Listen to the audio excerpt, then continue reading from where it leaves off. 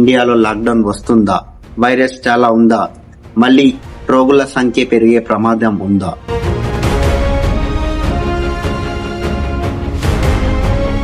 Hi friends, ఈ వీడియోని చివరి వరకు చూడండి. ఈ వీడియో చివరి వరకు చూడకపోతే మీరైతే చాలా ఇన్ఫర్మేషన్ అయితే మిస్ అవుతారు. ఇండియాలో మళ్ళీ అదే న్యూస్ అయితే వినిపిస్తుంది. ఎక్కడ చూసినా, ఏ న్యూస్ ఛానల్లో చూసినా గానీ ఒకటే మాటనైతే మళ్ళీ సార్లు రిపీట్ చేస్తున్నారు. అదేమిటంటే ఇండియాలో లాక్డౌన్ వస్తుందా? వైరస్ చాలా ఉందా? మళ్ళీ రోగుల సంఖ్య పెరిగే ప్రమాదం ఉందా అనేటువంటి న్యూస్ అయితే మళ్ళీ పెరుగుతుంది. ఈ న్యూస్ గురించి, ఈ రూమర్స్ గురించి మొత్తం వీడియోనైతే చూడండి. అంతా క్లియర్ గానైతే ఎక్స్ప్లెయిన్ చేస్తాను. నేను మీ ప్రిన్స్ ఇబ్రాహిం, నా ఛానల్ ధర్మపురి హంగామట్టు. దేశంలో నిఫా వైరస్ కలకలం రేపుతోంది. కేరళలో మళ్ళీ లాక్డౌన్. హాయ్ ఫ్రెండ్స్, మళ్ళీ అదే మాటలైతే మనకి వినిపిస్తున్నాయి. ఏంటంటే ఇండియాలో మళ్ళీ లాక్డౌన్ వస్తుందా? కొత్త వైరస్లు పెరిగే అవకాశం ఉందా? మరి మనం ఉంటున్న గ్రామాలలో కానీ సిటీలలో కానీ సేఫేనా? మరి ఇండియాలో అసలు ఏం జరుగుతుంది అనేటువంటిదైతే ఈ వీడియోలో మొత్తం క్లియర్ గానైతే ఎక్స్ప్లెయిన్ చేస్తాను. మీరు ఈ వీడియోనైతే లాస్ట్ వరకు చూడండి, ఎక్కడ స్కిప్ చేయకుండా.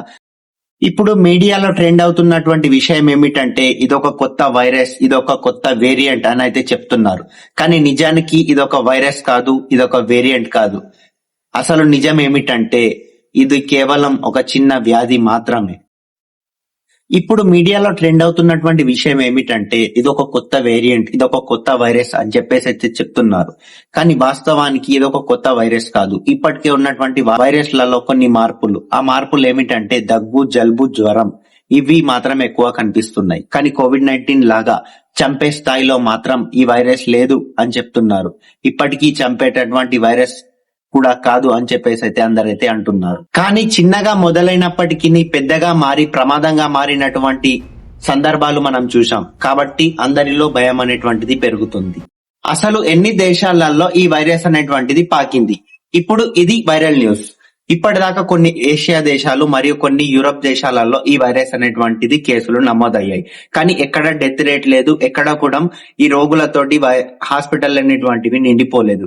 కేవలం కొద్ది సంఖ్యలో మాత్రమే ఈ వైరస్ అనేటువంటిది ఉంది. కాబట్టి ఇప్పటికీ ప్రభుత్వం దీనిపై సైలెంట్ గా పరిస్థితిని గమనిస్తుంది. ఇండియాకి వైరస్ వచ్చిందా, మరి రానుందా? ఇది జనాలలో ఉన్నటువంటి ఒక పెద్ద టెన్షన్.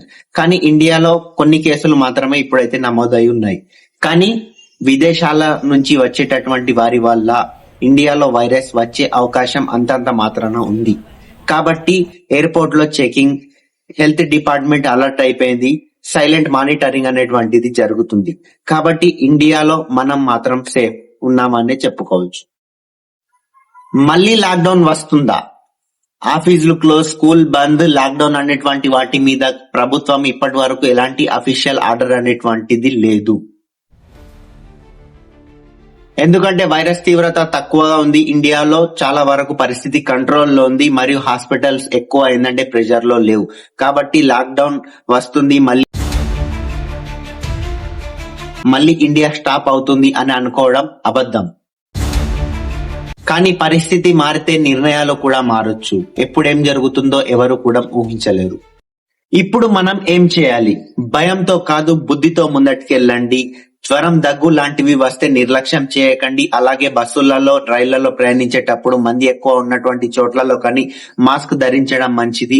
సోషల్ మీడియాలో వచ్చేటటువంటివి లాక్డౌన్ ఫిక్స్, ఇండియా క్లోజ్ అనేటువంటి వార్తలు నమ్మకండి. ఎందుకంటే ఫేక్ న్యూస్లు వైరస్ ల కంటే డేంజర్.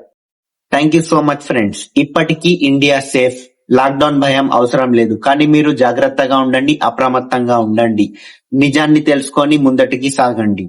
ఈ వీడియో మీకు ఉపయోగపడితే లైక్ చేయండి. మీ ఫ్రెండ్స్ అండ్ ఫ్యామిలీ తోటి నా వీడియోని అయితే షేర్ చేయండి. నా ప్రిన్స్ ఇబ్రాహిం ఇన్స్టాగ్రామ్ అకౌంట్ అయితే డిస్క్రిప్షన్ లో లింక్ ఇస్తాను. వెళ్ళి నా ఇన్స్టాగ్రామ్ అకౌంట్ ని కూడా ఫాలో కండి. అలాగే ఇలాంటి నిజమైన అప్డేట్స్ కోసం, నిజాలను తెలుసుకోవడం కోసం నా ధర్మపురి హంగామట్టు ఛానల్ అయితే సబ్స్క్రైబ్ చేయండి. Thank you so much. Bye friends.